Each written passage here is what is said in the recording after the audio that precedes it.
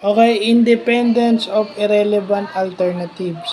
So, ibig sabihin lang nito, kapag ka meron kang dalawang pagpipilian na yun talaga yung pinaka-choice mo, adding a third option would not affect your choice. Kumbaga, yung pangatlo is panggulo o saling pusa. Hindi maapektuhan yung choice mo between the two kung may dinagdag na pangatlong option.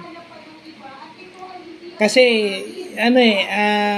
alam natin yung decoy effect sa marketing, 'di ba? Yung kung sino yung may nilalagay na panggulo as decoy. So doon pa lang na-eliminate na yung sinasabi nilang decoy effect sa marketing. So yun, independence of irrelevant alternatives na theory sa economics, no? Isa yan sa mga consumer behaviors.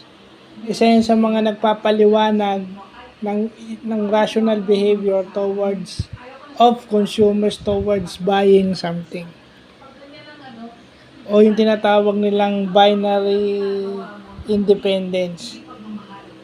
So, yun lang pa.